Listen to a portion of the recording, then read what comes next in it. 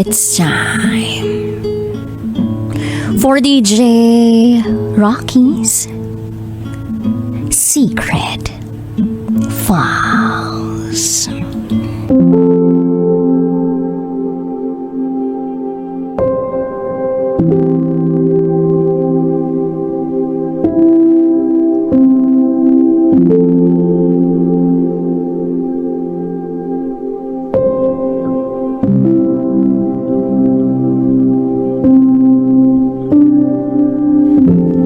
Pinagtagpong muli after 5 years. Pero kasal na siya sa iba.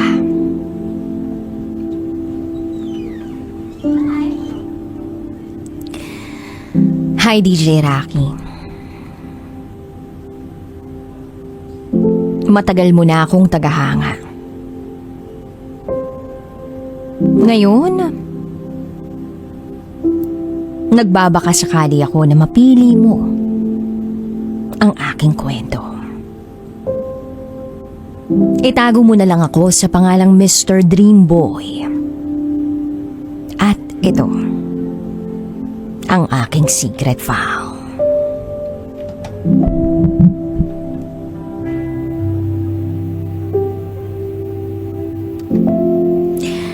Meron akong kaklase na itago natin sa pangalang Ana. High school yun. Ang tahimik niya. Sobrang mahinhin. Sobrang ganda. At sobrang puti. Wala akong masabi sa kanya na kapintasan. Kumbaga, ang perpekto niya para sa akin.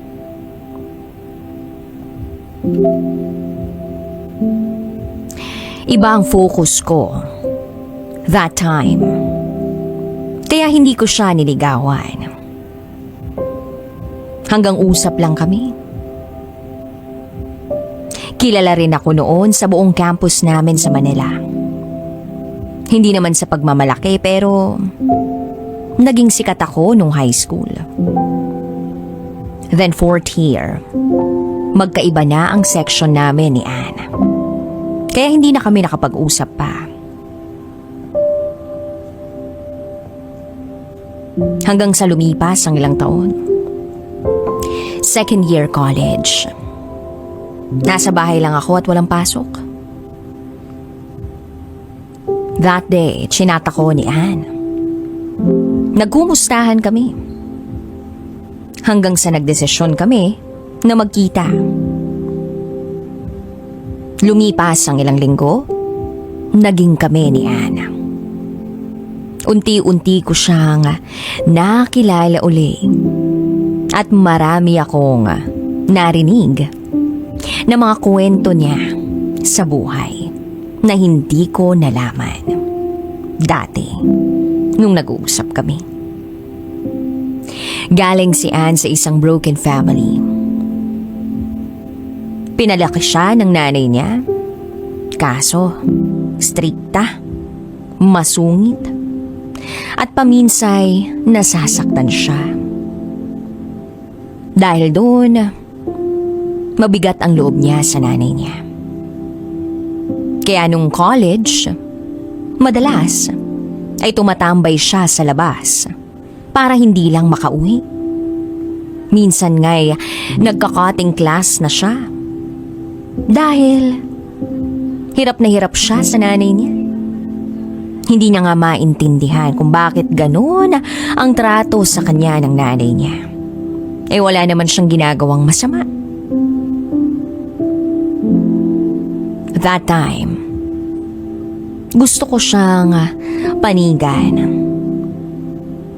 Pero pinapayuhan ko siya na gawin pa rin ang tama. Huwag sanang magpagabi sa labas. Sadly, 3 buwan lang ang itinagal ng relasyon namin ni Anne. Sa kadahilan ng marami siyang itinatago sa akin. 4 na beses kaming nag-break. Lagi siyang nangangako na magbabago siya. Pero hindi na siya nagbago. Kaya nagdesisyon kami parehas na wag nang ituloy pa. Fast forward to year 2021. Alam kong nakablock na siya sa account ko matagal na. Pero nagulat ako nang may mag-chat sa Facebook page ko. Si Ann. Nangungumusta. Tinatanong niya ako kung bakit hindi raw niya makita ang Facebook account ko. Eventually, in-unblock ko siya. At sa mismong account ko na kami nag-usap. Nagkumustahan at dun ko na nalaman na meron na siyang anak at asawa. Ang naging asawa niya ay ang dati naming guro sa Manila nung high school kami. Nagulat ako kasi nung kami pa, alam kong nagkakausap na sila ng teacher namin pero hindi ko akalaing papatol siya ron dahil malaki ang agwat ng edad nilang dalawa. Mahigit 10 taon. After ng kumustahan, tumamlay na rin ang pag-uusap namin through chat. Siguro, after 3 months lang kami nagkukumustahan.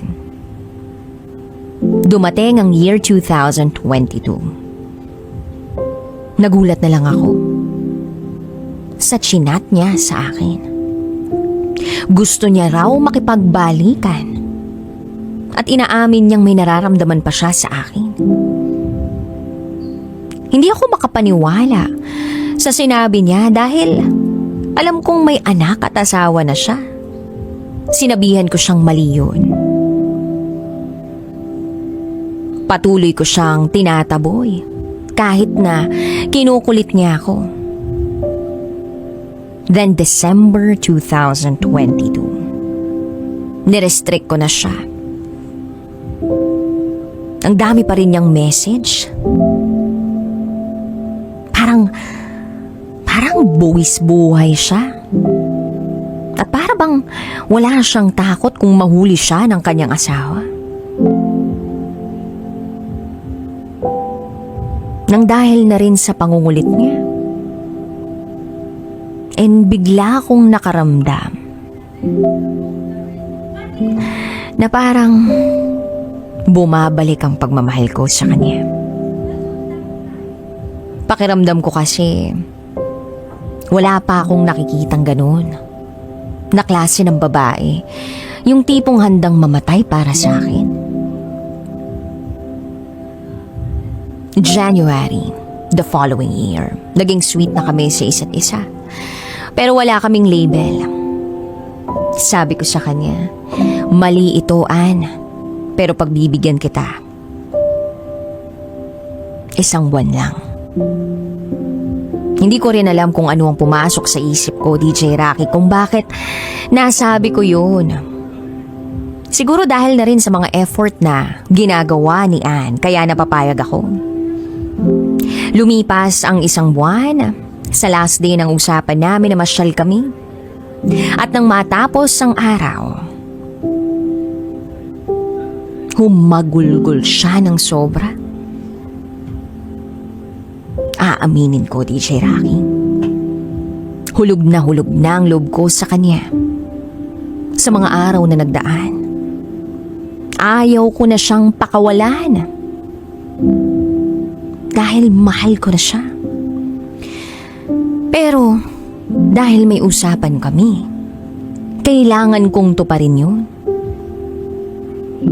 Bumabiyahe kami pauwi, damang-dama ko sa sarili ko na hindi ko na kayang bitawan o pakawalan pa itong taong to. Ako rin. Tumulo na rin ang mga luha.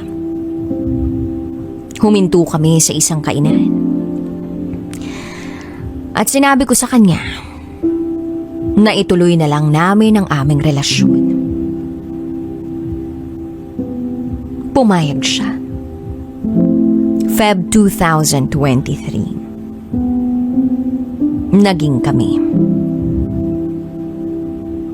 Ang saya-saya namin habang lumilipas ang mga araw.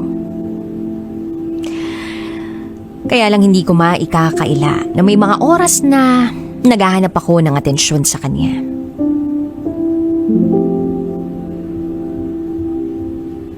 Pakiramdam ko kasi may kulang.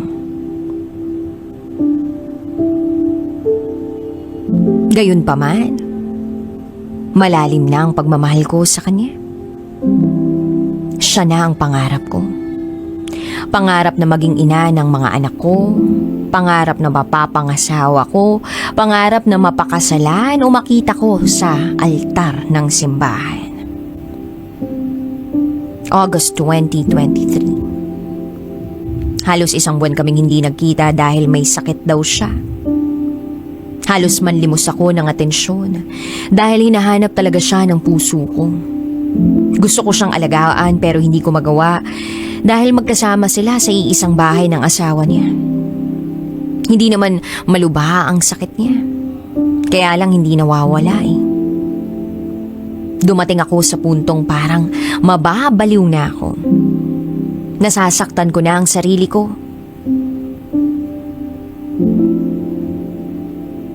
Nililibang ko ang sarili ko.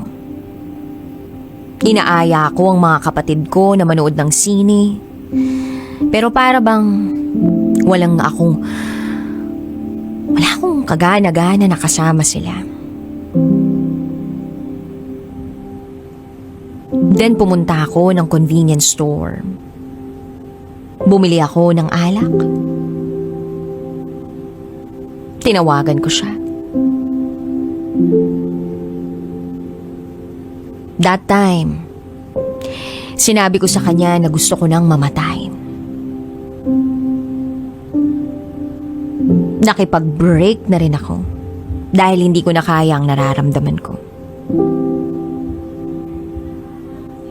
After that call, hindi naman natuloy yung sinabi ko. Nahimasmasan din ako. September, bigla na lang kaming umayos.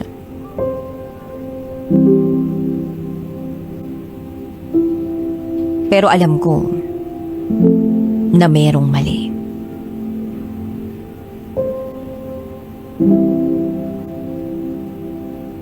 Naiiyak ako.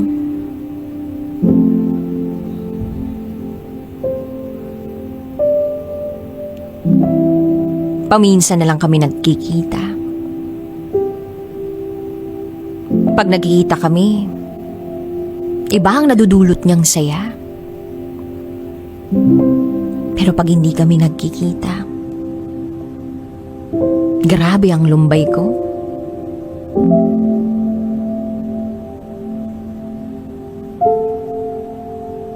Namimiss ko siya. Napapatanong ako sa sarili ko na dapat ba turuan ko ang puso ko na wag na siyang mamiss. Hindi ko mapigilan ang sarili kong malungkot. Dahil para sa akin, siya na ang asawa ko.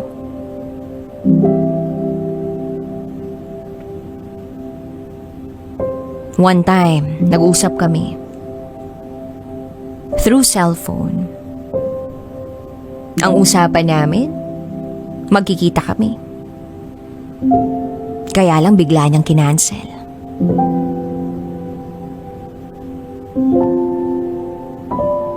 Halos araw-araw, naiiyak ako. Tinatanong na ako ng mga katrabaho ko kung anong nangyayari sa akin pero wala akong mapagsabihan.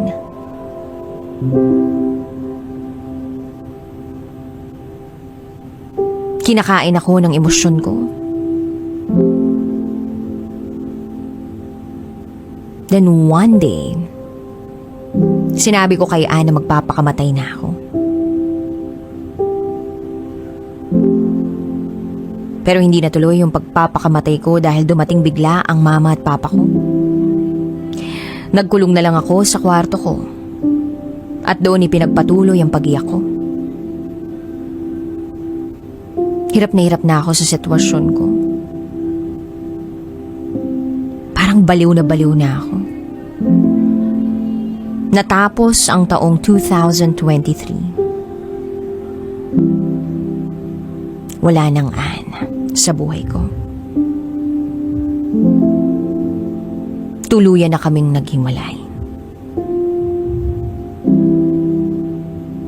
Napapatanong ako sa Panginoon kung bakit lagi na lang akong bigo sa pag-ibig.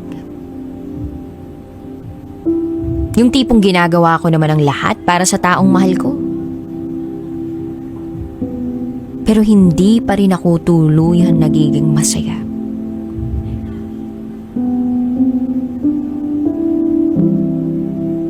At the end of the day, wagas pa rin naman ang pasasalamat ko sa Panginoon.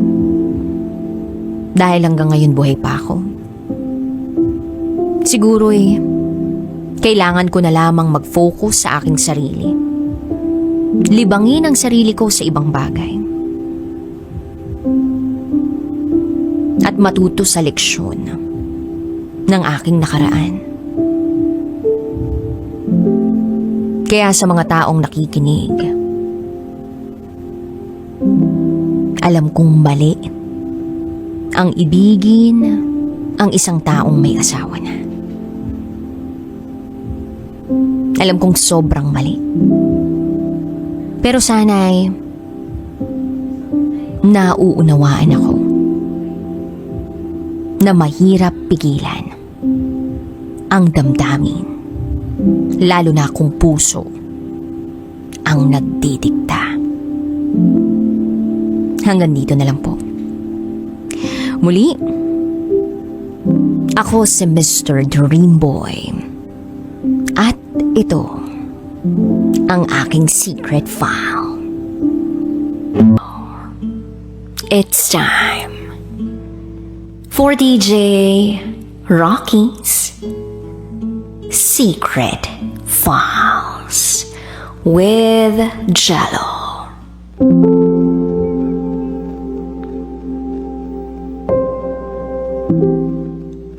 Wag daw akong iiyak sa libing niya.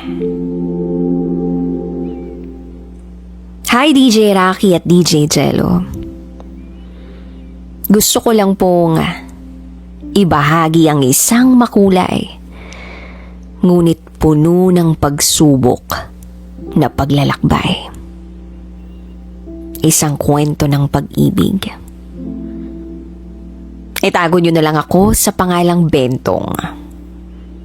At ito ang aking secret file. Nagsimula ang lahat noong ako'y 17 taong gulang pa lamang. Isa akong out-of-school youth. Tambay, palaaway, pilyo, at babaero. Wala akong direksyon sa buhay noon.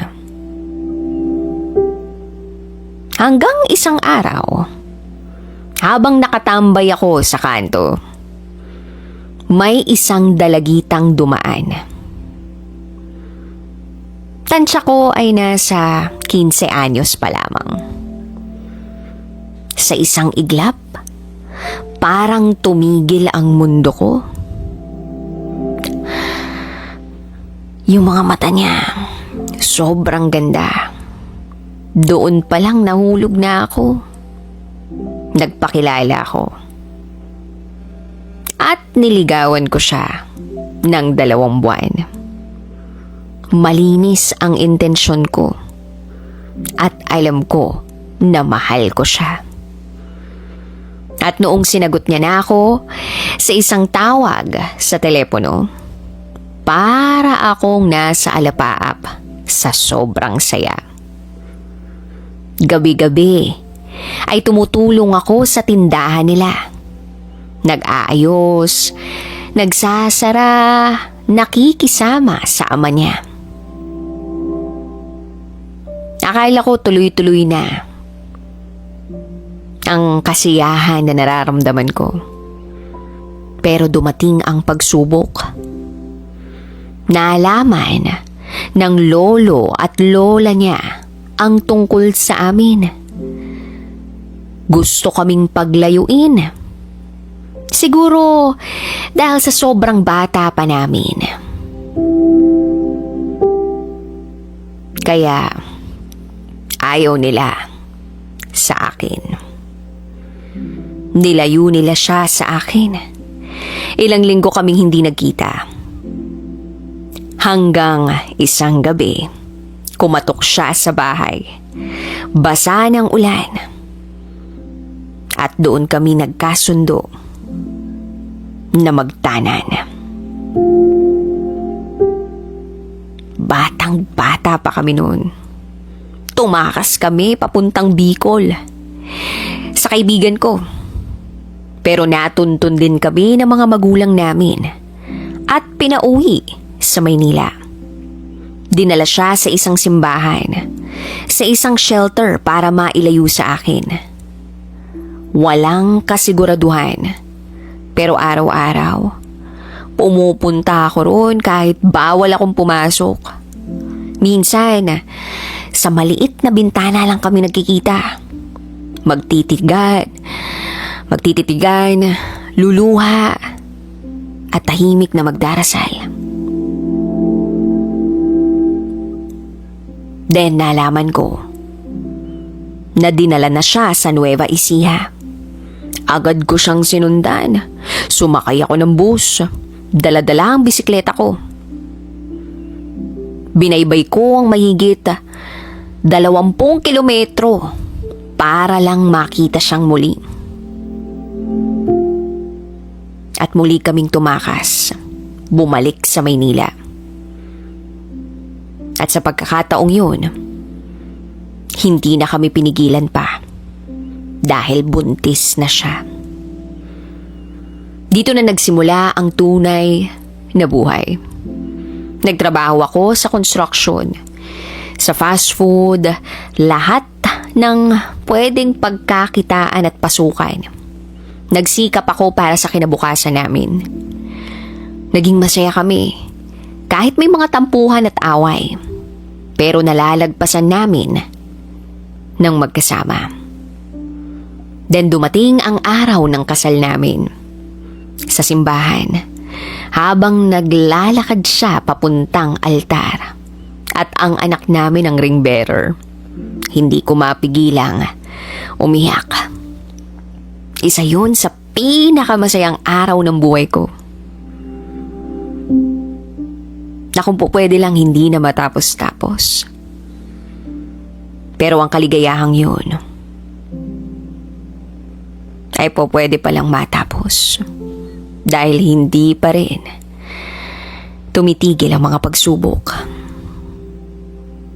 Year 2012, nagkasundo kami na mag-a-abroad ako para matupad ang mga pangarap namin.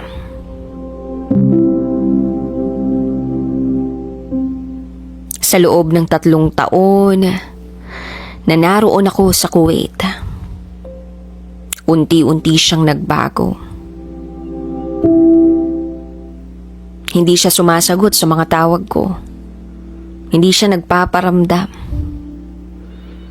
Balita ko ay napapasama siya sa barkada. Natuto ng uminom. Hindi ko naman siya masisi.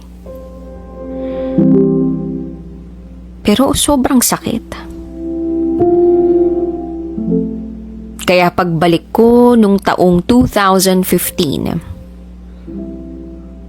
sa nanay ko ako tumuloy. Masama ang loob ko sa asawa ko. Pero matapos ang 6 na buwan,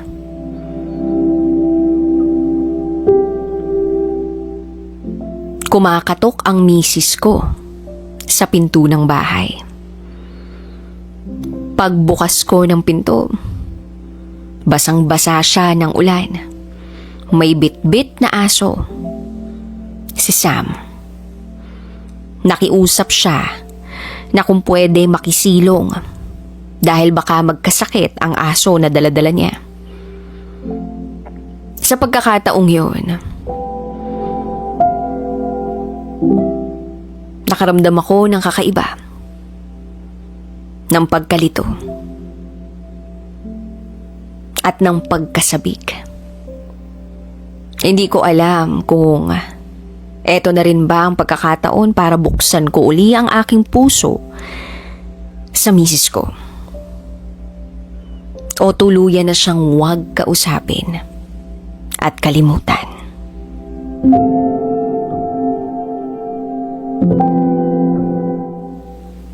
Pero nandoon ang pagmamahal na akala ko nawala na. Yun pala'y nalagyan lang ng galit at hinanakit. Natapalan lang ng sakit. Pero nandun yung pananabik. Dito na nagsimula uli ang lahat. Nagkaayos kami ng misis ko at muling nabuo ang pagmamahalan namin. Lumipas ang mga taon, year 2017. Napansin ko na palagi na lang nakahiga ang misis ko. Laging nangihina, laging matamlay. Kaya nung nagdesisyon kaming magpatingin, may agam-agam ako na buntis siya.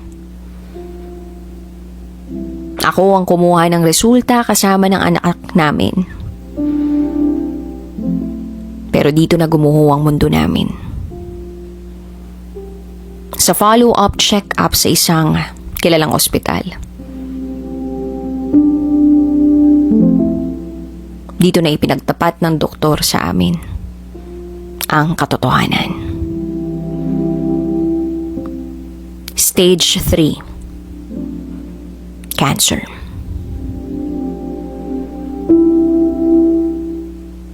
Hindi ko nga alam talaga kung paano ko sasabihin sa misis ko eh. Na yun yung nakita kong resulta. Yun yung diagnosis na naroon sa papel. Buti na lang yung mismong doktor yung nagsabi. Nang marinig niya yun, umiyak na lang siya ng sobra. 32 years old pa lang siya noon. Kaya naghanap kami ng pupwedeng paraan para gumaling siya. Lahat sinubukan namin, doktor, alternatives, albularyo, herbal medicine, kahit saang sulok ng bansa sinubukan naming puntahan. Pero sa huli, kinailangan niyang ma-confine. 2 buwan kaming nasa ospital. Kinausap ko siya, sabi ko, kapit ka lang kay Lord. May dahilan ng lahat ng ito. Then December, sinabi niya sa akin, gusto ko nang umuwi.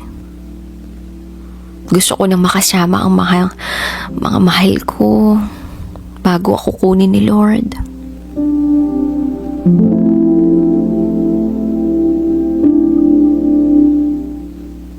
Nangilid yung luha ko nang marinig ko yun. Sabi ko, tatagan niya pa yung loob niya. Huwag siyang panghihinaan ng loob. December 15, dinalhan ko siya ng tsokolate. Unang beses ko siyang binigyan ng ganun. Akala ko kinalamutan na niya yun, pero nang makita niya, umiyak siya ng sobra. Sabi ko pa nga, will you marry me again? Niyakap niya ako at nagpasalamat sa pagmamahal ko.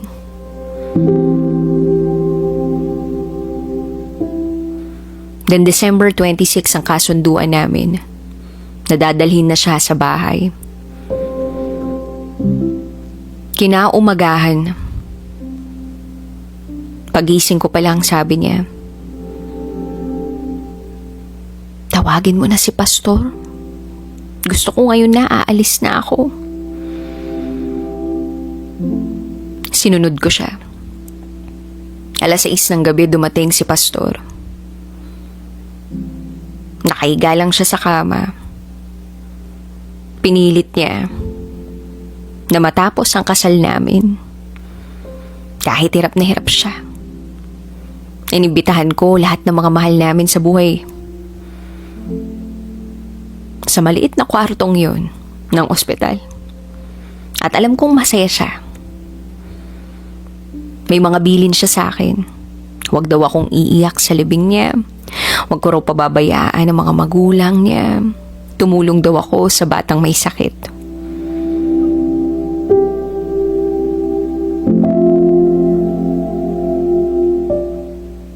Nakatakda kinabukasan ng pag-alis namin sa ospital. 1:00 ng madaling araw, malalim na ang paghinga niya. Nakatingin siya sa kisame. 2:00 ng umaga, hawak ko ang kamay niya. Ngumiti siya, na para bang sinasabing okay lang ako. Hanggang sa tuluyan na siyang nagpaalam. Sa araw ng libing niya, tinupad ko ang hiling niya. Hindi ako umiyak kahit durog na ang puso ko. Ang totoo niyan, halos mamatay ako sa sakit. At ilang taon na ang lumipas, tuwing parating ang bare months, hindi ko pa rin makuhang maging masaya.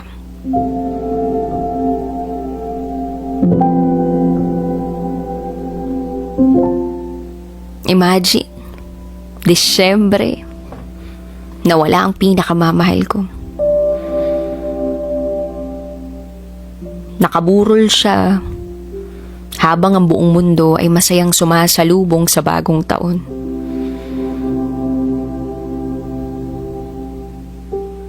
Kung nabubuhay pa siya ngayon,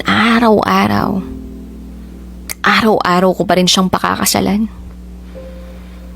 Dahil hanggang sa huli, siya lang ang mamahalin ko.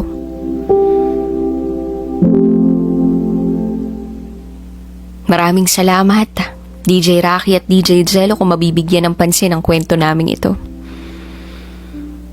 Sana mapili niyo to kasi mawala man ako sa mundo, mananatiling buhay ang storya namin.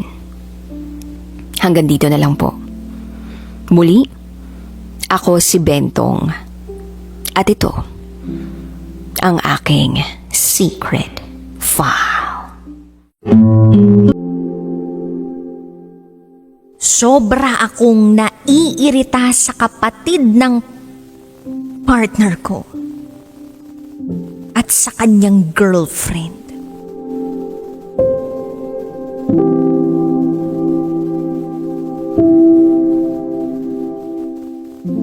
Hi DJ Rocky at DJ Jello. Gusto ko lang sanang maglabas ng sama ng loob. Medyo nahihirapan na rin kasi ako sa mga pinagdaraanan ko. Hindi naman ako yung tipo ng tao na bugnutin. Pero paminsan-minsan pala, masasagad din ang pasensya mo. Lalo na kung halos hindi ka naiintindihan ng mga taong nasa paligid mo. Sana ay mapagbigyan ninyo akong magkwento sa mga nangyayari sa buhay ko. Itago nyo na lang ako sa pangalang Eileen. At ito, ang aking secret file.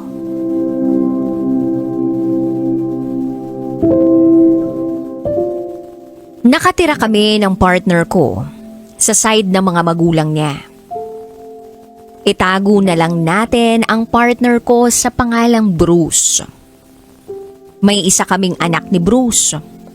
Kaka 1-year-old lang nitong May 2025. Actually, wala naman akong problema sa mga biyanan ko o sa mama at papa ni Bruce. Kasundo ko naman sila sa lahat ng bagay. At mukha namang tanggap nila ako bilang partner ng anak nila. Kung gaano ko iginagalang at nirerespeto ang mga magulang ko, ganon din ang trato ko sa mga biyanan ko. At ramdam ko rin naman na nirerespeto nila ako. Kaya wala akong masabi na kahit anong masama sa kanila. Yun nga lang, DJ Rocky at DJ Jello, ang problema namin ay yung kuya ni Bruce, pati yung partner niya. Nabuntis din sa ngayon. Doon din sila naninirahan sa bahay ng mga biyanan ko. Pare-pareho lang kaming nakikitira doon. Kung sa pag-aambag lang naman sa mga gastusin, aminado kami ng partner ko na minsan hindi kami makapag-abot. Pero ganun din naman yung kuya niya at yung partner nito. Kung tutuusin, mas malala pa nga sila kasi palaging sinasabi ng kuya niya na ang laki-laki raw ng naiipon niyang pera. Pero pagdating sa pag-aambag sa mga gastusin at bills sa bahay, ni hindi man lang marunong magkusa.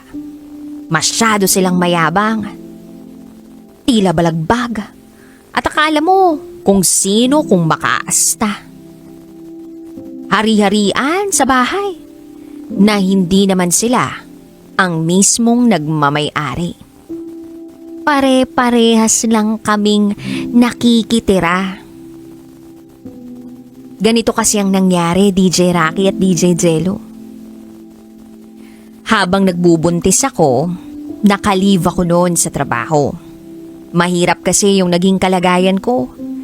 Hindi ako po pwedeng galaw ng galaw dahil medyo alanganin yung kapit ng bata sa tiyan ko. Kaya para hindi magkaroon ng komplikasyon, nirekomenda ng OB ko na mag-bed rest ako. Huwag magpapagod, huwag magtrabaho ng mga mabibigat na gawain at huwag magpapastress. Yan ang mga mahigpit na bilin ng OB ko sa akin. Kaya lagi akong nasa bahay lang noon. Dito sa mga biyanan ko. Kadalasan, ang naiiwan sa bahay ay ako, ang kuya ni Bruce at ang girlfriend ng kuya niya. Oo, kaming tatlo lang madalas. Ang trabaho ng kuya ni Bruce ay driver ng isang sikat na rider app.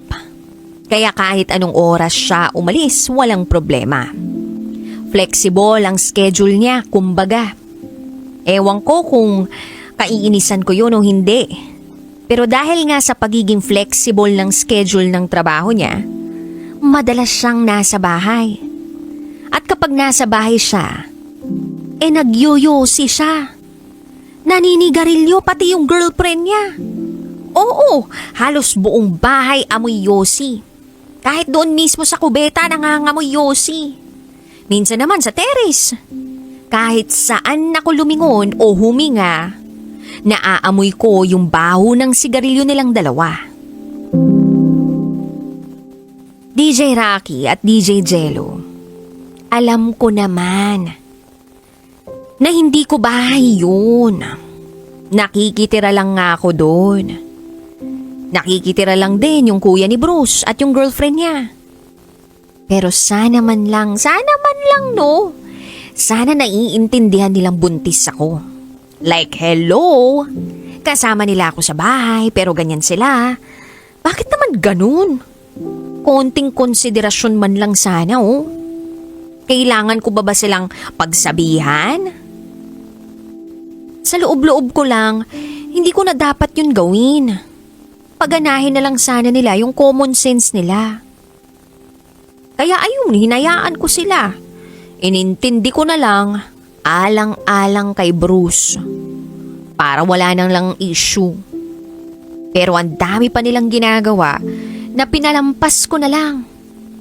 At ni minsan wala naman silang narinig galing sa akin. Kasi nga umiiwas ako sa gulo. Minsan nga mapapaisip ka na lang. Ganito ba talaga sila kabalagbag? Kaburara? Behavior ba ito ng matinong tao? DJ Rocky at DJ Jello, nanganak na lang ako sa anak namin ni Bruce. Pero hindi pa rin natapos ang mga napapansin kong hindi maganda sa kuya niya at sa girlfriend nito. Lalong lumabas yung kabalagbagan nilang dalawa. Yung kuya niya walang pakialam sa mga kilos nito.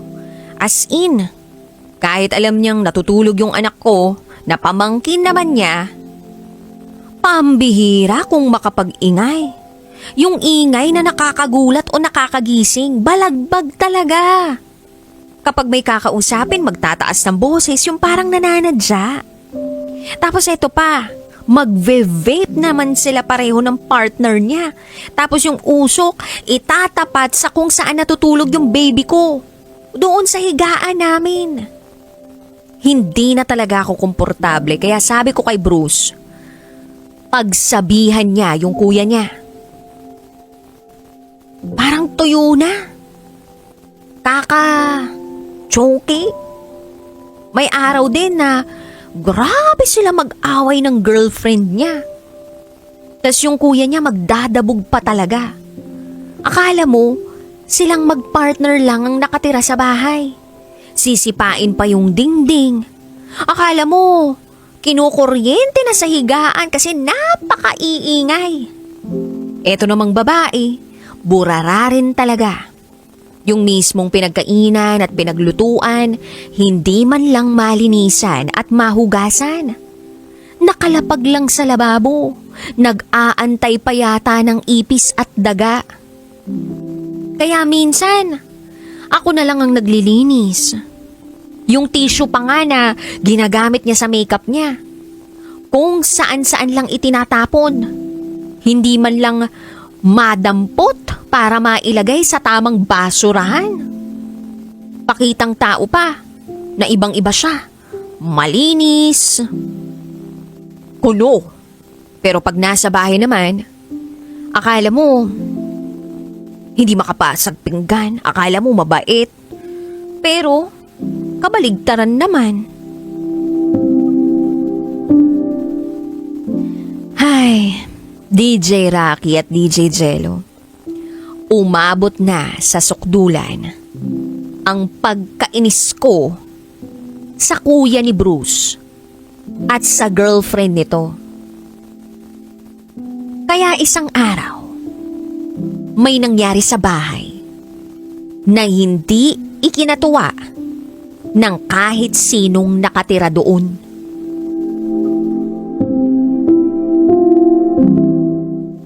June 8, 2025. Nagkaroon ng malaking away at pagtatalo sa bahay. Napuno na ako. Simple lang ang dahilan. Tissue. Oo.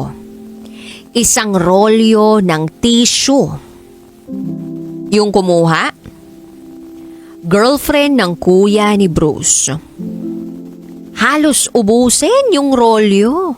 Gutay-gutay pang pagkakaputol sa naiwang mga piraso sa roll. Pangalawang beses ko nang nakitang ganun yun. Noong una inayos ko pa. Pero nitong pangalawa na, iba na ang naramdaman ko. Parang nananadya na eh. Hindi na nga nagpaalam na kukuha. Sana man lang, inayos na lang yung pagkuha. Kasi nagmumukha ng basura eh. Hindi naman ako madamot. Kagaya ng sinasabi nila mag-partner. Ang akin lang, respeto naman. Respeto lang. Respetuhin nyo naman kami. Nakaka-insulto na yung kababuyan nila. Kung sa kanila ko gawin kaya yun, matutuwa kaya sila? Di ba hindi? Matek yan, pareho silang magagalit sa akin. Grabe pa naman yung mga ugali nila. Kahit alam nilang mali, ilalaban nilang tama sila kahit obvious yung kamalian. Palibasa, tinotolerate pa nila ang isa't isa. DJ Rocky at DJ Jello, ayoko na. Naiinis na ako sa kayabangan at kawalang hiyaan ng kuya ni Bruce at ng girlfriend niya. Mahilig silang magdabog pareho, akala nila palagi silang korek o nasa lugar kahit halatang wala naman. Napaka-insensitive nilang pareho, nakakaubos na ng pasensya, nakakaubos na ng pagtitimpi. Kaya nakakapuno na yung kabalagbagan nila. Ang mas nakakainis, hindi nila ipinapakita yung kabalagbagan nila kapag nasa bahay ang mga magulang nila, Bruce. Kumbaga ang galing magtago. Kaya akala tuloy ng mga biyanan ko, ang babait nila. Wala na akong peace of mind sa bahay. Kapag nandun yung dalawa, ang sasahol pa ng mga ugali. Grabing perwisyo ang naidudulot nila sa akin at sa anak ko. Kung gaganti ka, sila pa ang galit. Ganun naman yung tunay nilang ugali, ayaw patalo, mga tuso. Kaya ngayon tuloy, naiisip ko na lang na humiwalay kami ni Bruce at ng anak namin. Naisip kong bumukod na lang para makaalis sa letseng pamimerwisyo ng kapatid niya at ng babae nito. Ang problema lang namin, hindi pa namin halos kaya dahil kakarampot lang naman ang kinikita ni Bruce. Malaking halaga ang napupunta sa mga pangangailangan ng anak namin. Umiinom pa ng gatas, nagda-diaper pa, vitamins at mga basic na kailangan nito. Kaya hindi rin kami makausad. Kailangan naming unahin ang anak namin bago ang pangangailangan naming mag-asawa. Wala naman sana kaming problema, DJ Rocky at DJ Jello. Yung dalawang asungot lang talaga sa bahay ang kinaiinisan ko. Walang konsiderasyon, walang respeto, burara, nuknukan ng yabang. Hindi ko na rin matiis dahil nga nakakasuka na pati anak namin nakakasinghot pa ng yosi at vape nila.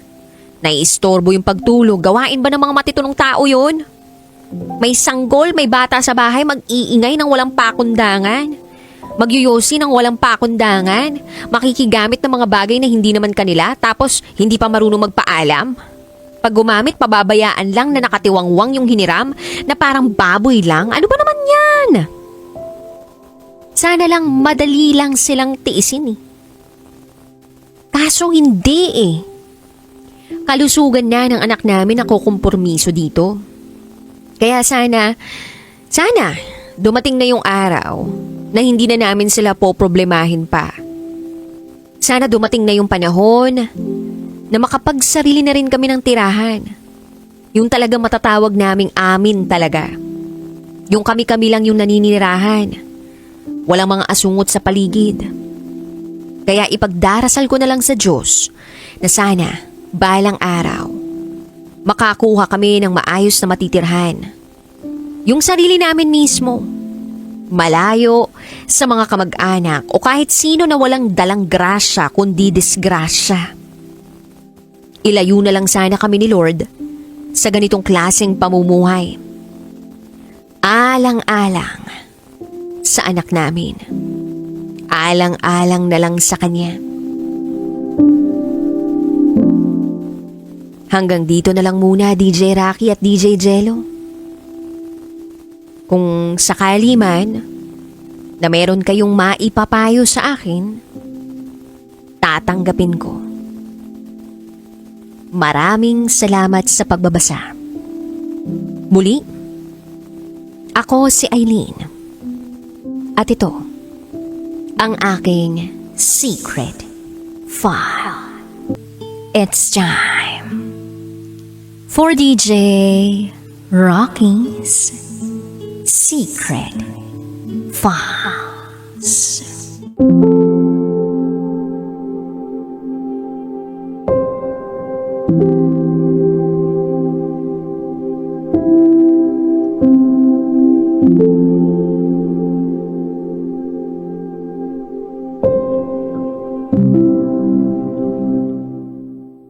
Tatlo kaming babae na pinagsabay niya.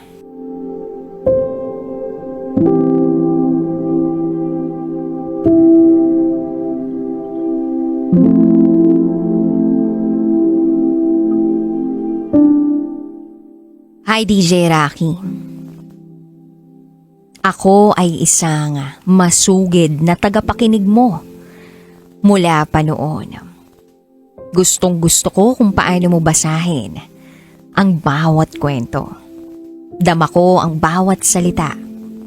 At minsan, hindi ko rin mapigilang maiyak. Kaya ngayong ako naman ang may kwento, gusto ko rin itong ibahagi. Sana ay may mapulot na aral ang ibang kababaihan mula sa aking karanasan. Itago mo na lang ako sa pangalang Rose. At ito, ang aking secret file. Isa akong OFW, by the way. August 2017. Ito yung buwan at taon kung kailan unang pumasok si JM sa buhay ko. Una ko siyang nakita sa apartment na inuupahan ko. Boardmate ko siya. Magkatapat lang ang kwarto namin. Siya ang nagpakilala. Hi, ako nga pala si JM. Bago ka lang ba dito? Ngayon lang kasi kita nakita. Ngumiti lang ako at sumagot sa kanya ng, oo, kahapon lang ako nagsimulang mag-rent dito. At doon na nagsimula ang lahat. Sa simpleng pagbati, naging magkaibigan kami. Hanggang sa naging mas malapit kami. Palagi kaming magkausap, palaging magkasama sa inuman, at nagkukwentuhan na umaabot hanggang madaling araw. Then niligawan niya ako. Sinagot ko naman siya. Akala ko maayos ang magiging relasyon namin. Pero isang araw, may lumapit sa akin na babae. Umiiyak. At damang-dama ko yung panggagalaiti niya. Sabi ba naman sa akin, ang landi mo! Kabit ka ng boyfriend ko! Nagulat ako. Hindi ko naman siya kilala. At hindi ko rin alam kung ano ang sasabihin ko. Pero dito ko na nadiskubre na may live-in partner pala itong si JM. At ang masakit, may anak na sila. Naalaman ni JM ang nangyari. Kinausap niya ako. Humingi siya ng tawad. Ang sabi niya sa akin, ex ko na yun. Matagal na kaming tapos. Anak na lang namin ang nag-uugnay sa amin. Naniwala naman ako. Kaya ipinagpatuloy ko pa rin ang pakikipagrelasyon kay JM. Pero hindi ako tinantanan ng ex niya. Naitago natin sa pangalang Bea. Lahat ng klase ng panggugulo naranasan ko. Text, messages, Facebook posts, parinig. Kaya isang araw, hindi ko na kinayanan. Napilitan ako makipaghiwalay kay JM. Pero, minsan nagkakasalubong kami. Tapos kinakausap niya ako. Nandun yung paglalambing niya. Na para bang gusto ko nang bumigay. Hanggang sa tuluyan na nga akong bumigay. At nagkabalikan kami.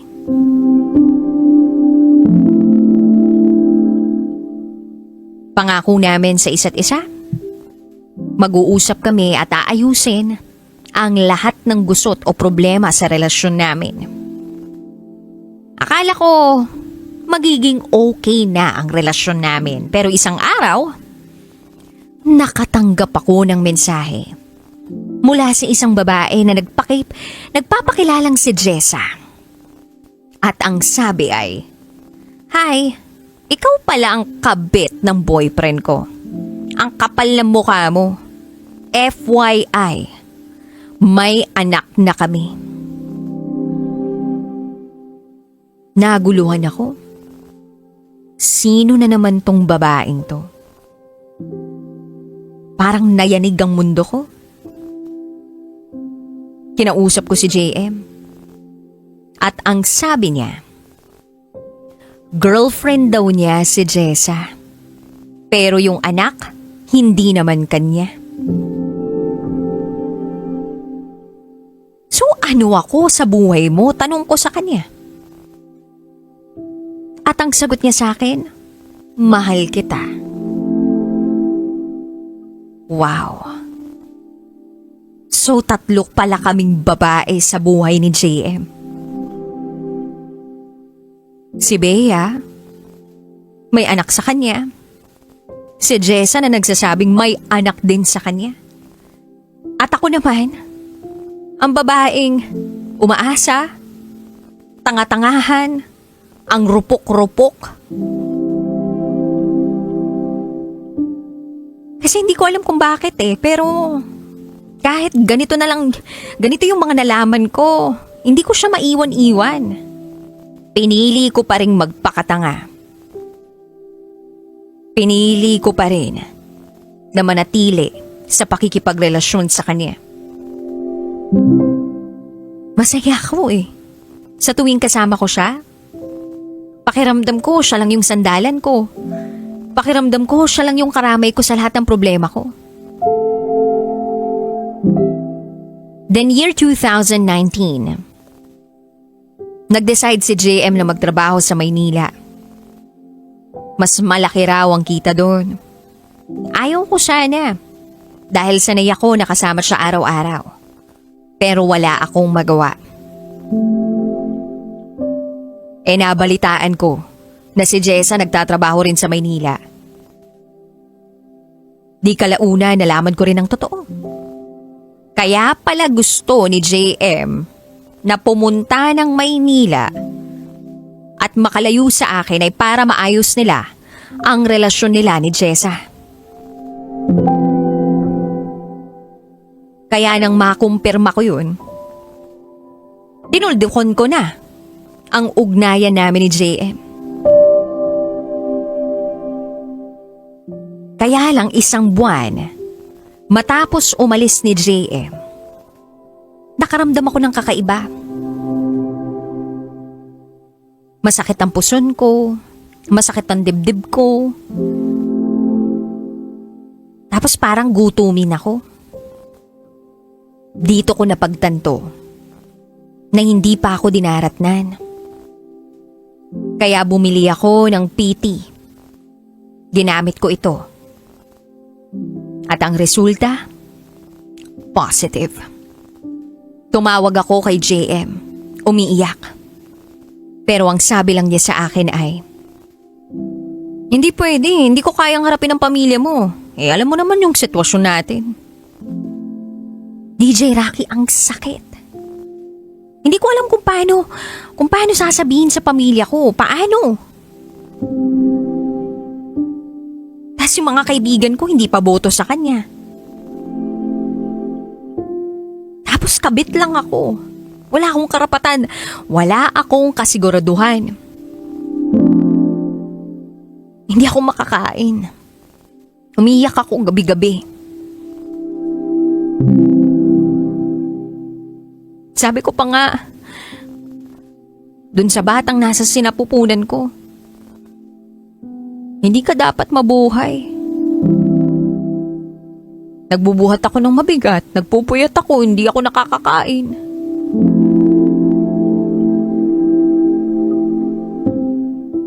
Pero bakit buhay ka pa? Tapos tumulo na lang yung luha ko. Then nagpa-check up ako.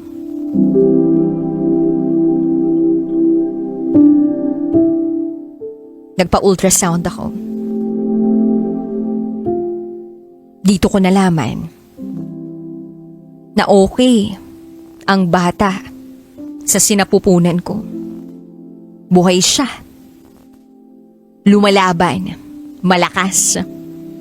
At sa kabila ng lahat ng ginawa ko, hindi na ako iniiwan. Pero yung iba, Iniwan na ako. Si JM, ni 5 sentimo walang ibinigay. Ni hindi man lang din siyang nagtangkang alamin kung anong kalagayan ko. 1, 2, 3, 4, 5, 6.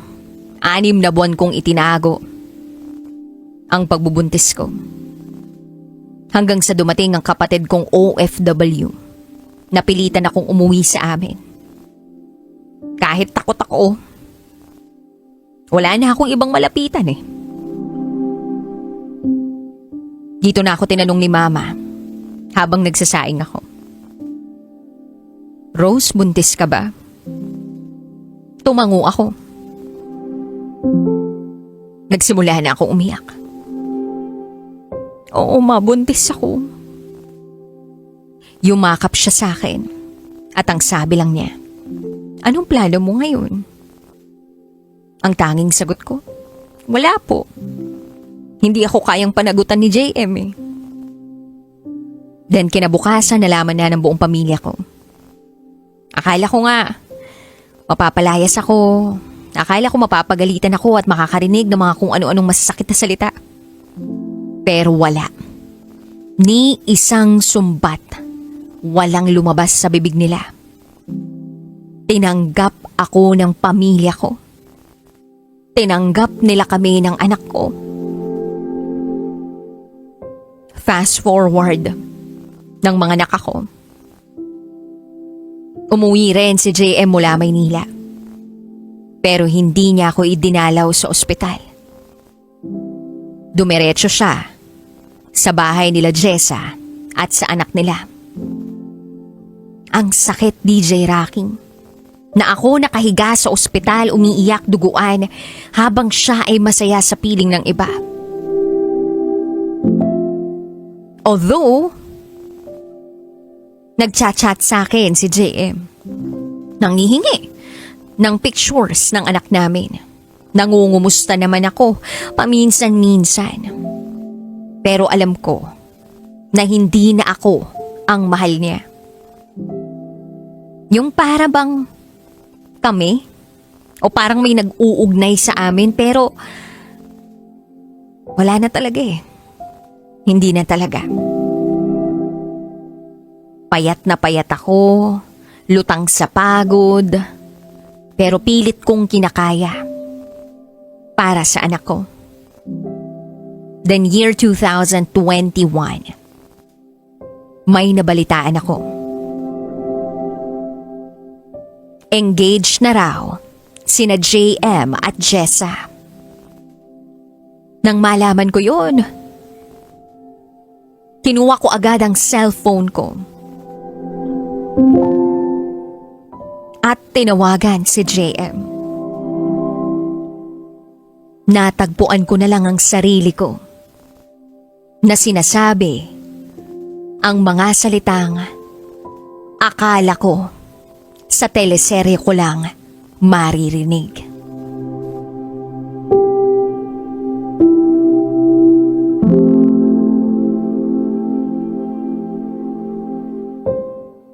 DJ Rocky, sinabi ko kay JM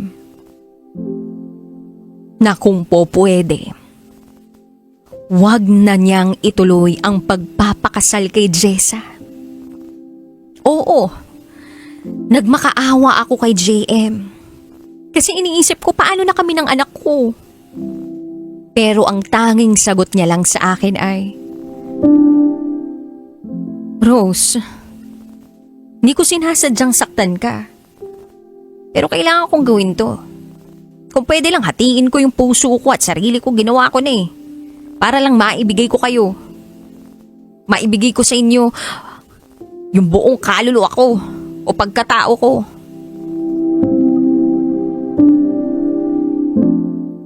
Ilang beses kong inulit ang pakiusap ko. Pero buo na raw ang desisyon niya. Kaya wala akong nagawa kundi tanggapin ang lahat. Siguro karma ko na ito. Akala ko kasi sa huli, ako pa rin ang pipiliin niya. Kaya sumugal ako. Pero sa bandang huli, iiwan lang din pala niya ako.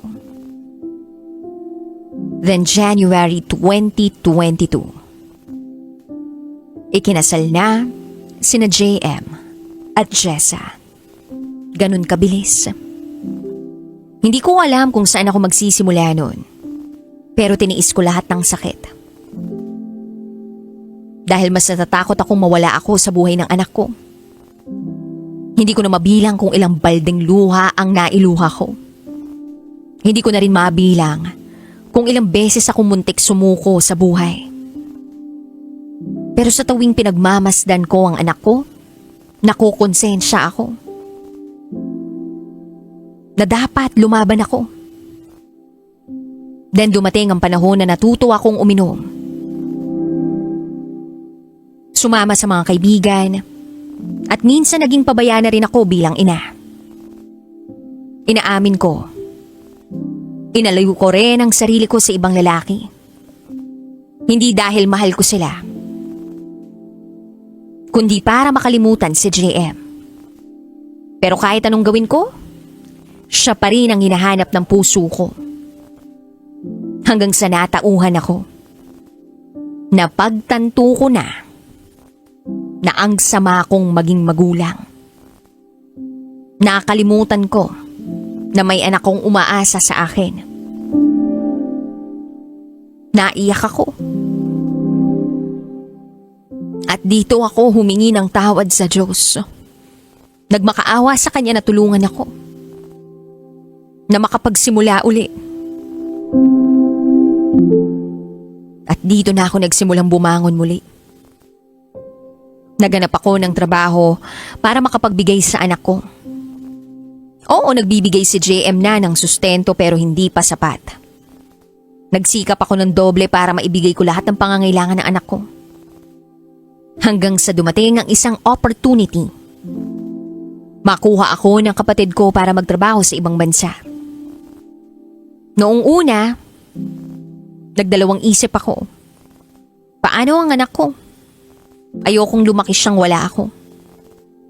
Pero alam ko rin naman na kailangan kong gawin ito para sa kinabukasan niya. Kaya nagdesisyon akong lumipad. Nalaman yun ni JM. Noong una, ayaw niyang pumayag. Pero alam naman niya na buo na ang pasya ko.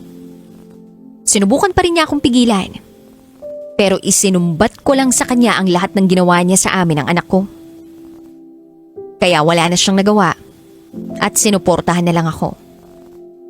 September 2022, umalis ako. Ilang linggo bago ang flight ko nagkita kami ni JM at ng anak namin. Umiiyak lang siya ng umiiyak. Sabi niya, gusto man daw niya akong pigilan. Pero alam daw niya na ito ang makabubuti para sa aming dalawa. Lalo na sa anak namin. Nagkayakapan kami ba habang umiiyak? Dahil alam namin doong matatapos ang lahat. Sa mismong araw ng pag-alis ko, hindi ko pinasama ang anak ko sa airport. Natakot ako na hindi ko kayanin. Si JM ang naghatid sa akin. Hindi alam ng mga magulang ko. Akala nila wala na talaga kami ni JM. At yun din naman ang akala ko. Nasa ibang bansa na ako at akala ko makakalaya na ako sa alaala niya. Pero kahit malayo na kami, patuloy pa rin siyang gumagawa ng paraan para makausap ako. At sa totoo lang ako rin naguguluhan. Dahil sa homesickness at lungkot, bumigay uli ako. Naging mas malalim pa ang usapan namin. Mas ramdam ko ang effort niya. Sabi ko sa sarili ko, ginagawa ko lang to para sa anak namin. Pero sa huli, ako pa rin ang natalo kasi umasa uli ako.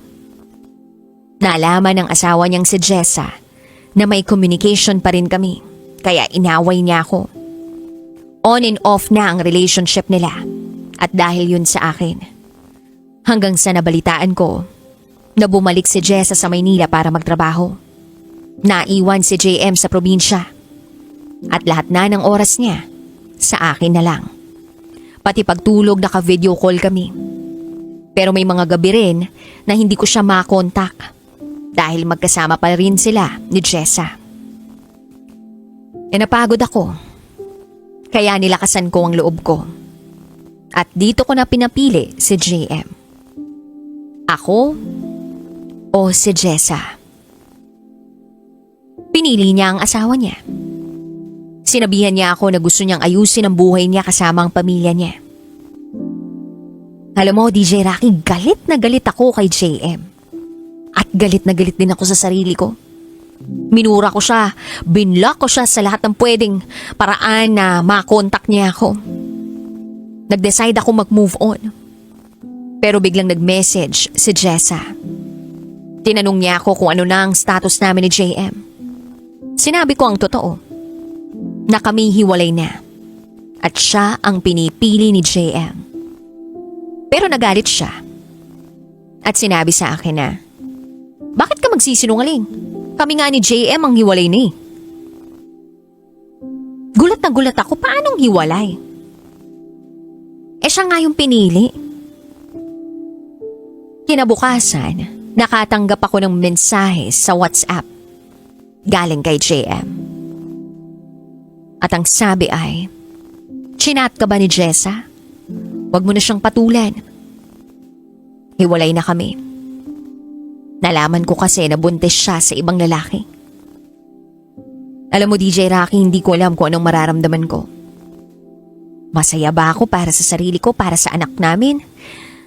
Maawa ba ako kay JM? Pero sa totoo lang, nung na-confirm ko ang lahat,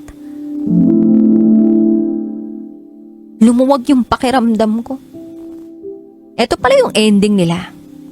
Ilang taon akong nasaktan dahil hindi ako pinili ni JM, pero ngayon, eto siya.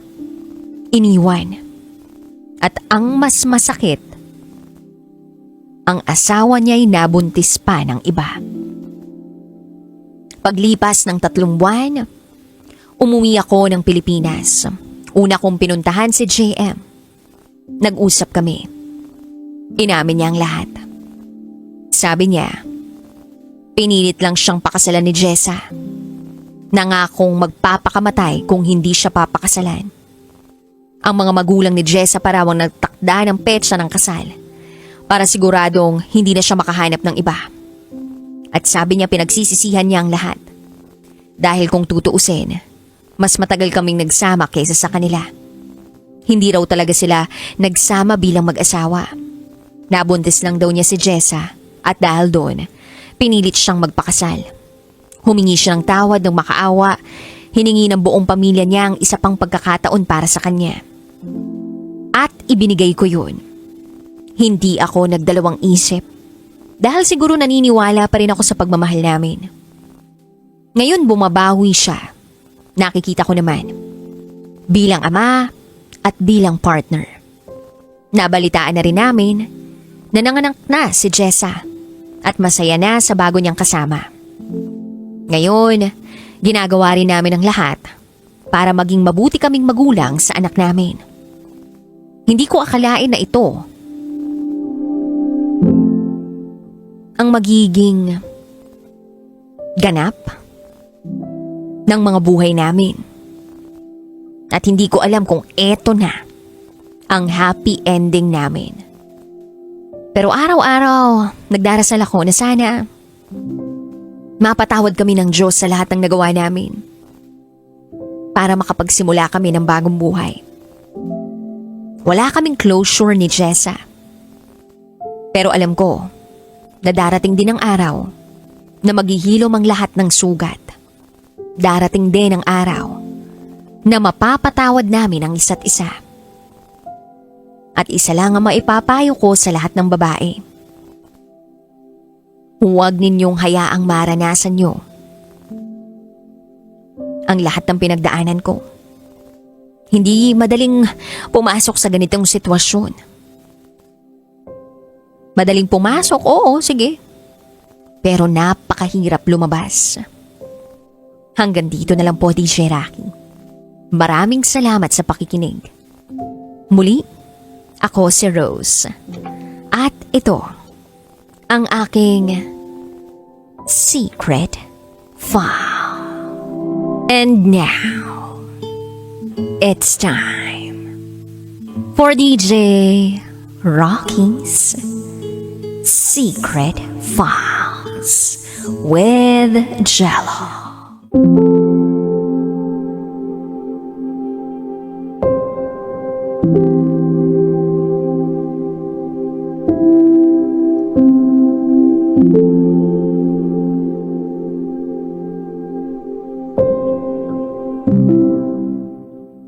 Tinakpan ng mister ko ang mukha ko gamit ang unan.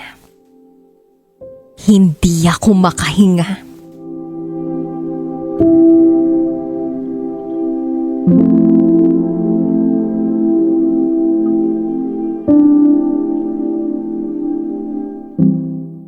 Hi DJ Rocky at DJ Jello. Matagal na akong tagapakinig ng Secret File sa YouTube.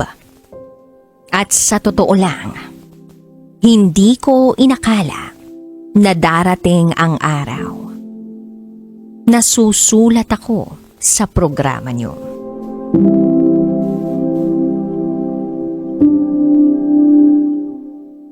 Pero ngayon, narito ako. Itago niyo na lang ako sa pangalang Joanne. Taga Davao. Ito ang kwento ng buhay ko. Matagal ko na itong kinikimkim. Ito ang aking secret file. Bata pa lang ako, ramdam ko na ang hirap at bigat ng buhay. Ako ang panganay sa 7 magkakapatid. 3 lalaki, 4 kaming babae. Hindi kami mayaman. Kaya bata pa lang ako, tumutulong na ako sa mga magulang ko. Ako na rin ang naging breadwinner. Kung saan-saang trabaho na ako napunta, para lang may maipang tustos sa pamilya. Hanggang isang araw, inalok ako ng tita ko na mag-working student. Nagstay in ako sa kanila. Doon ko nakilala ang matalik kong kaibigang si Yana at pinsan kong si Kulot. Sa iisang trabaho kami, pati uncle ko. At sa lugar na yun, nagsimula ang lahat. Nakilala ko si Kel. Nalaman kong second cousin ko siya. Unang beses ko siyang nakita. Masasabi kong hindi naman siya gwapo. Maitim, payat, singkit pero hindi naman pangit. Kaya lang habang tumatagal, unti-unti ko siyang nagugustuhan. Hindi ko inaasahan na maaaliw ako sa kanya, na matutuwa ako sa mga biro niya, at matutunaw sa mga ngiti niya. Hanggang sa nag-text siya at dumalas ng dumalas ang pag-uusap namin through message. Then April 13, 2023, sinagot ko siya. Alam kong mali o kadiri para sa iba dahil second cousin ko siya. Pero sa amin, na mga Muslim, pinapayagan ng ganitong klaseng relasyon. Kaya okay lang. Masaya naman kami. Madalas niya akong ihatid sa school. Sinasamahan tuwing Sunday. Minsan nga hindi na ako nakakapasok sa trabaho. At wala namang nangyayari sa amin. Napaka-inosente ng relasyon na meron kami. Pero DJ Rocky at DJ Jello, sa kabila ng lahat, nakuha pa rin kaming pag-usapan o pagchismisan ng mga tao sa paligid namin. Imposible daw na walang nangyayari sa amin. Kaya nga, nangako ako sa kataas-taasan na walang magaganap sa amin. Oo, nagkikita kami. Pero nandun yung takot sa kalooban ko. At gusto ko na ibigay yung sarili ko sa magiging future husband ko.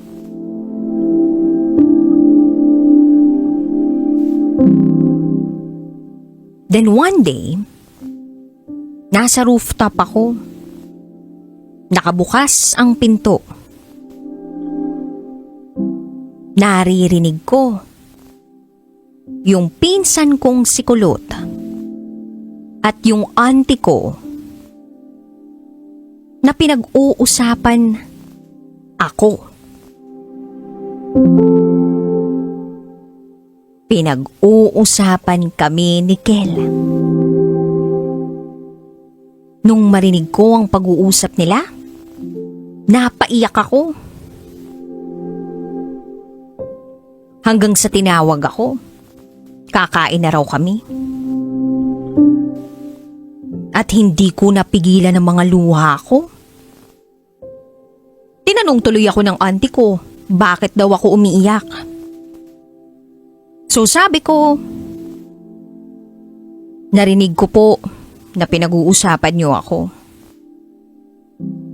At hindi ko inaasahan ang sagot ng auntie ko sa akin. Totoo naman lahat ng sinasabi namin tungkol sa'yo. Maya-maya pa ay biglang may kumatok ng malakas sa gate. Galit na galit. Galit na galit ang uncle ko. Nasaan si Johan? Buksan niyo ang pinto. Nang makita niya ako at napagbuksan ng pinto, hinila niya ang damit ko. Niyugyug niya ako. Nagsalita si uncle. Anong sinabi mo kay Kel? Umiiyak ako. Sabi ko wala po. Pero hindi siya nakinig. Tinulak niya ako. Sinipa ako sa tuhod. Then pumasok ako ng banyo. Nilak ko ang pinto. At saka walang patid na humagulgol. Then may isa pa kaming uncle na dumating.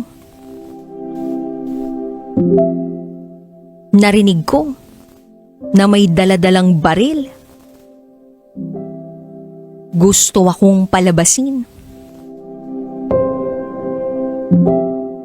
Takot na takot ako. Pero hindi ko alam kung ano yung mas nakakatakot. Yung galit ba nila sa akin?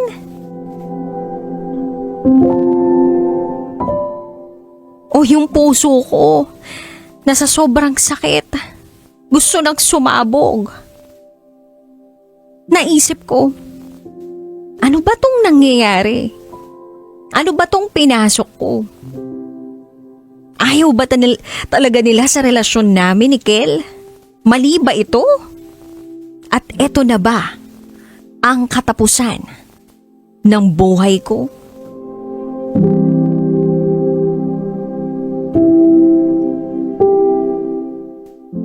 Ilang minuto pang lumipas. Kumalma na ang mga tao sa paligid. Then lumabas na ako ng banyo. Mag-usap daw kami.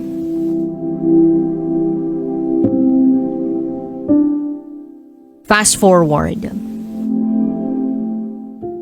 Hindi ako masyadong makalakad. Dahil malaki ang pasako sa tuhod. Nilihim ko sa mga magulang ko ang nangyari. Sinabi ko lang sa kanila na may sakit ako. Makalipas ang ilang araw, Kumalat na ang issue tungkol sa nangyari. Inamin ko na rin sa mga magulang ko na sinaktan ako ng uncle ko. Galit na sumugod ang mga magulang ko sa uncle ko. Humingi naman ito ng tawad sa magulang ko.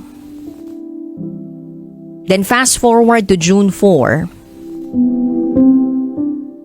Akala ko ito na ang simula ng paghilom at pagkakaroon ng kapayapaan sa pamilya namin.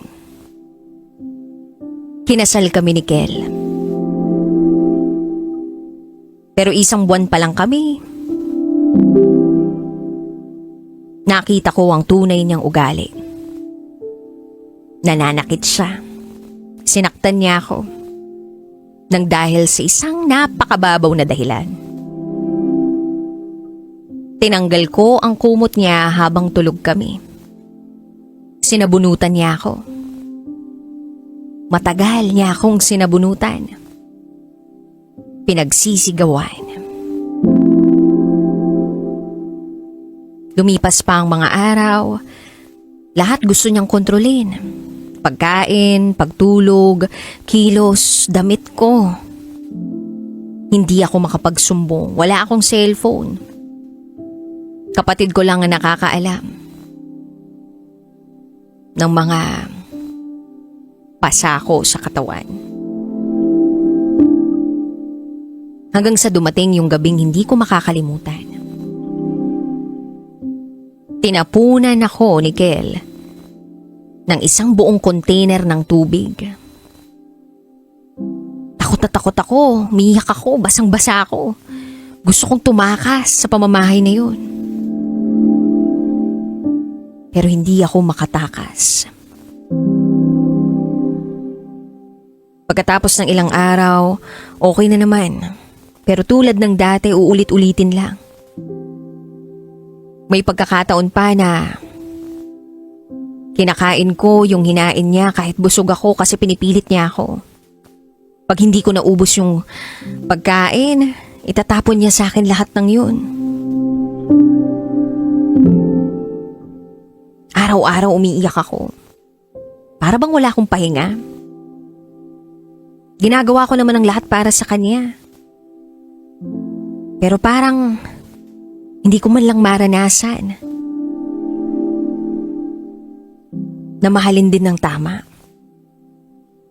Nakakapagod. Then nalaman kong buntis ako. Sinabi ko ito sa kanya. Akala ko magbabago siya. Akala ko magiging maayos na kami. Masaya kami, masaya siya. Pero ilang linggo lang lumipas, nag-away kami dahil sa ulam. Sinaktan na naman niya ako. Sinabunutan. Then kinagabihan, tinakpan niya ang mukha ko gamit ang unan. Halos mawalan ako ng hininga. Ginamit ko ang buong lakas ko para maalis ko ang pagkakadagan niya sa unan sa mukha ko. Sumigaw ako ng malakas. Sa pagkakataong ito, tinakpan naman niya ang bibig ko gamit ang dalawang kamay niya. Para hindi ako marinig ng kapitbahay namin. Muntik na akong mahimatay dahil naghahabol ako ng hininga. Ang tagal niyang tinakpan ang bibig ko at ilong. Hanggang sa nahimasmasan siya. At tuluyan na akong umalis dun. Tumakbo ako sa mga magulang ko, umuwi ako sa kanila, dun ako tumira. 3 buwan na akong buntis nang makunan ako. Walang araw na hindi ako umiiyak. Sa anak ko, patawad kasi hindi kita naalagaan ng maayos. Gusto ko lang malaman mong hindi mo man nasilayan ang mundo. Mahal na mahal kita. Sa ngayon nasa Maynila na ako. Malayo na sa bangungot ng nakaraan ko. Tuluyan na kaming nagkahiwalay ni Kel. Naka-move on na ako. tahimik at payapa na ang buhay ko. Siguro kaya ninais ko na makapagbahagi ng kwento kong ito ay para makapagbigay ng aral sa mga tagapakinig ng programa ninyo.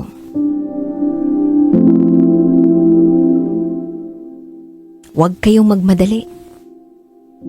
Huwag ninyong ipagkatiwala ang buong puso ninyo sa isang taong hindi nyo lubos na kilala. Dahil sa huli,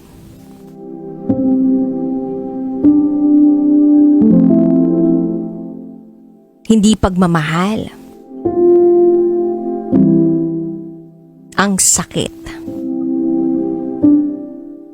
Hindi yun maituturing na pagmamahal.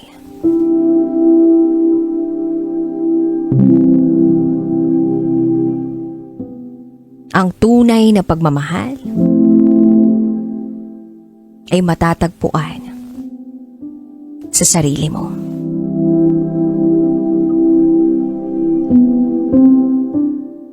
Huwag kang magtitiis sa maling taong pinili mong mahalin. Hanggang dito na lang po, DJ Rocky at DJ Jello. Muli, ako si Joanne. At ito, ang aking secret file. And we're back. Kasama niyo pa rin si DJ Rocky and this is SPG, as in Super Bacchanal Secret File ng ating kabisyo na si Vivian. Si Vivian na nag-audition sa isang choral group, and then pagkakita niya sa choir master ay na-fall siya rito, at nung nag-audition nga siya ay napakataas ng kinanta niya. Tapos in-admire siya at pinalakpakan siya ng choir master at sinabi sa kanya na naabot niya talaga ang mga matataas na nota. At dun sa nota, pagsabi nun ni choir master ay napatingin si Vivian doon sa nota ni choir master.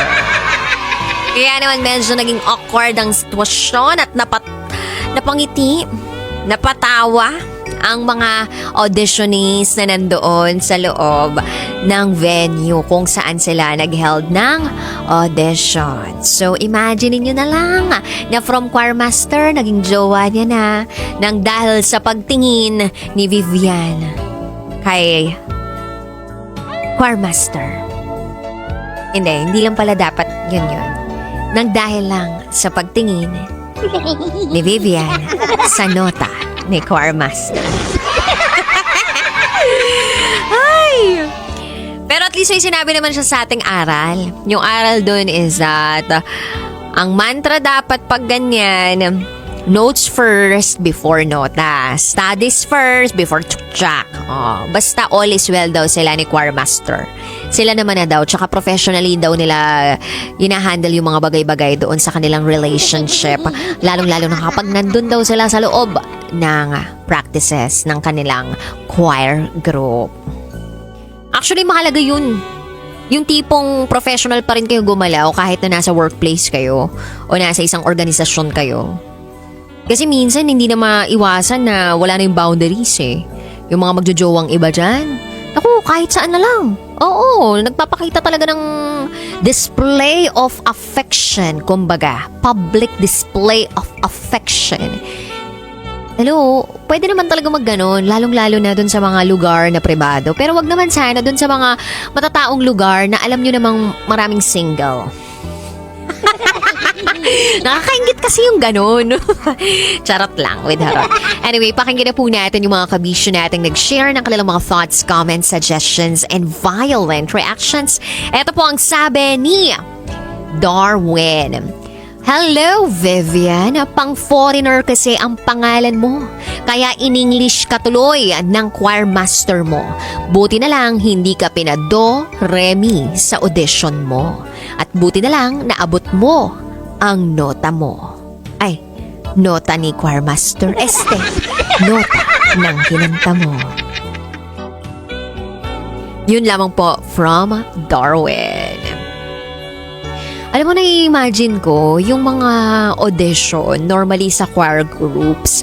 Diba yan yung Mia, ha, ha, ha, ha. Pwede palang vocalization yun. Pero normally, merong pinapiano, tapos may scaling.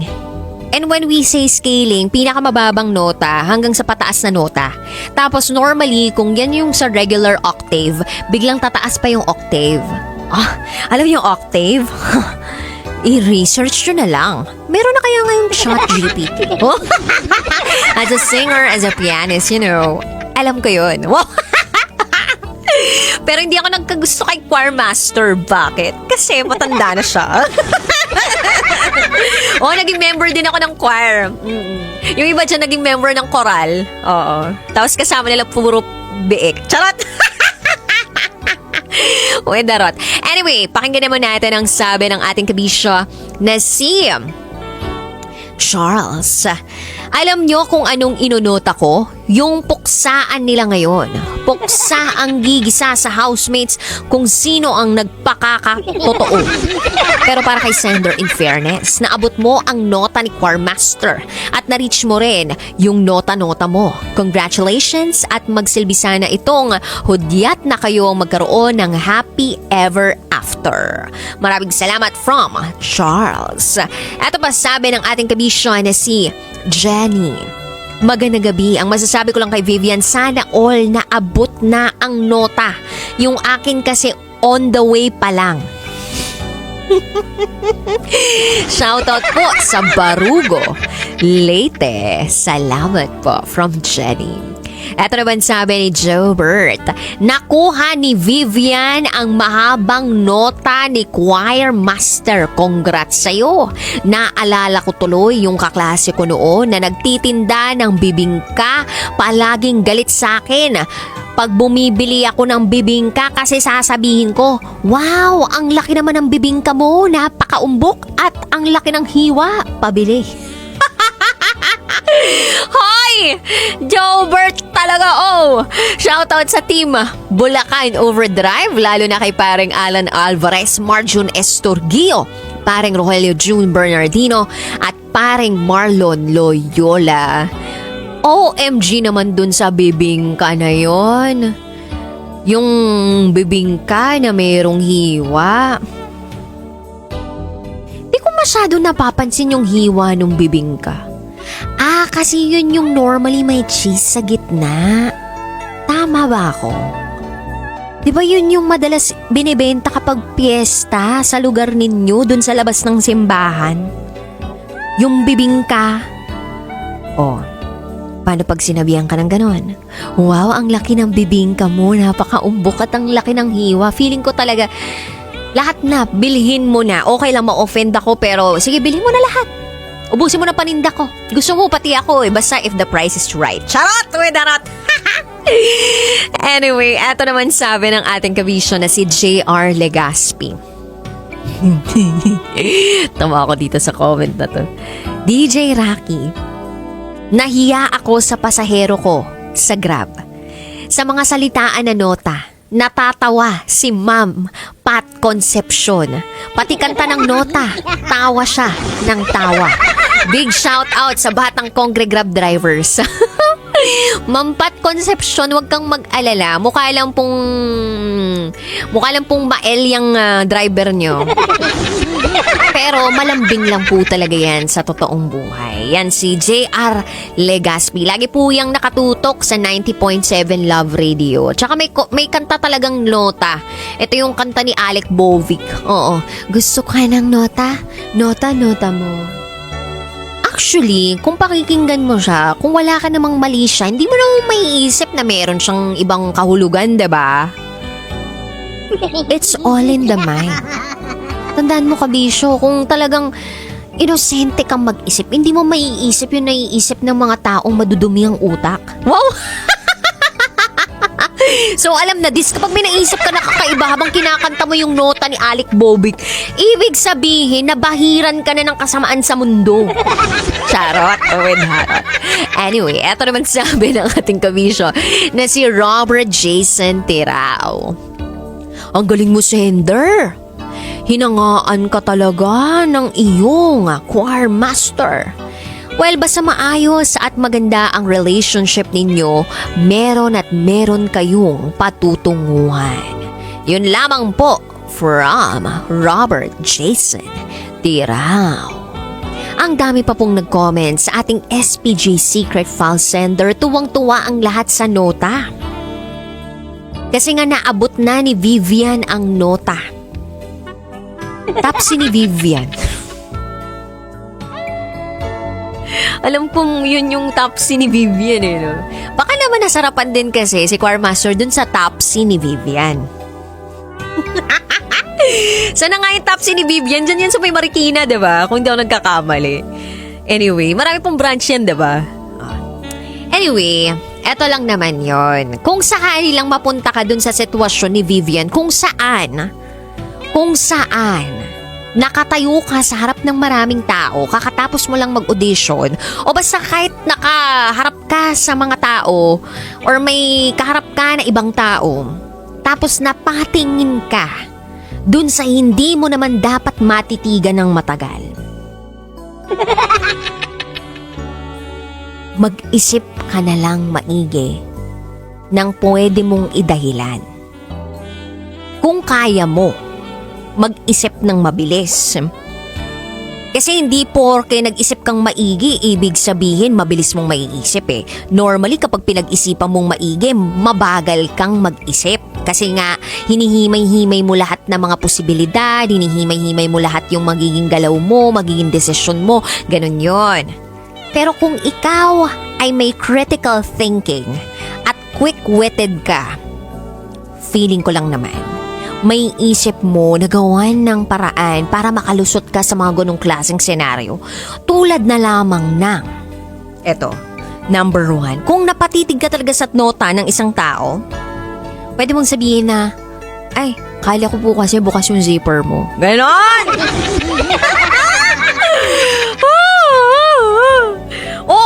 Tapos narinig pa ng maraming tao dun sa paligid. So at least alam nila na parang, medyo nag-worry ka kasi bukas yung zipper. Kahit hindi naman totoo. Pangalawa naman, pwede mong sabihin na, naku, meron po yatang langaw. Ganon. So meaning hindi naligo kasi nilalangaw. Charot. O kaya nabubulok na. Ganon kasi hindi nagagamit. Charot. Tumidarot. Or overuse na. Pangatlo, pwede rin naman na parang naging banlag ka at some point in your life. Kahit di ka naman talaga banlag. Pero ito talaga yun, kabisyo, kung sakaling mapunta ka sa ganung awkward situation kung saan napatitig ka sa pribadong parte ng isang tao, ito yung pwede mong gawin. Una sa lahat, maging kalmado ka. Huwag na huwag kang magpapanik. Dapat mahinahon ka lang. Huwag mong gagawing malaking issue ang bagay na yun. Tapos kung kaya mo na split second lang yung pagitan ng pagtitig mo, kayanin mo. Kasi kung hindi mo naman sinasadya, iwasan mo na yung pagtitig ng matagal. Kailangan medyo maingat ka din kung saan direksyon pupunta yung mga mata mo. Yung hindi pagpapakita mo ng interest dun sa spot na yon, at least makakatulong na hindi mo naman talaga intensyon na abutin ang nota na yon. Charot with harot. Tapos kung kailangan humingi ng sorry, mag-sorry ka. Pwede namang magsabi ng pasensya na or hindi ko sinasadya. Kasi yung panghihingi ng paumanhin ay pwedeng magbigay ng kalinawan o at least makapag-lessen ng tension or lessen ng malice na isipin ng tao towards you. Then, kung pwede lang, magdasal ka. Magdasal ka na makaligtas ka sa kahihiyan na yun kung sakali talagang medyo nakakahiya yung pagkakataong yun. Pero kung hindi naman, edi life must go on.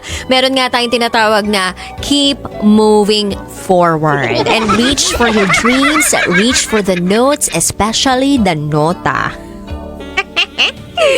Charot with the harot. But anyway, Kabisha, Vivian, maraming salamat sa iyong pagbabahagi ng iyong rated SPG secret file. Naway kayo na talaga ni Choir Master ang magpatunay na merong forever sa mundong ito at sana sa tamang panahon, takdang panahon, matikman mo na ang nota na pinakaingat-ingatan ni Choir Master.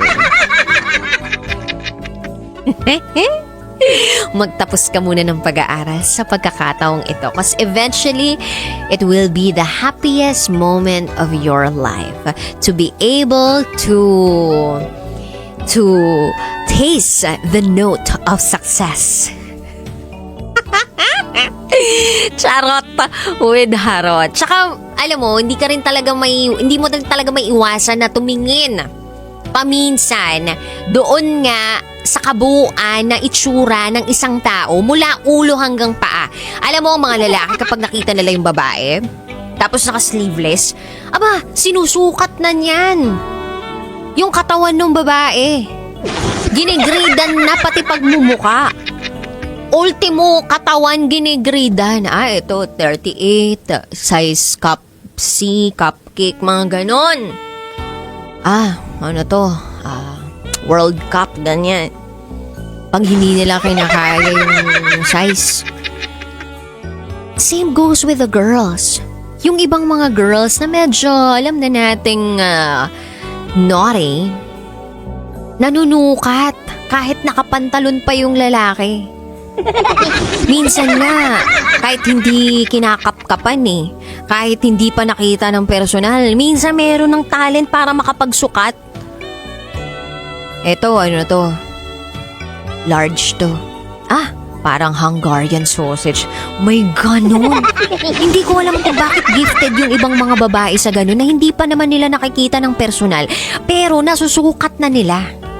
Alam ko naman ang pinakamabisang panukat ay hindi metro. Alam mo kung ano? Bibig. Ay, charot lang with that. Yung mga nakagets, alam na this. Anyway, Kabisha, if you want to share your secrets, share it to me, rocketera@gmail.com. I gotta say, BRB as in bathroom break for rated SPG top secrets.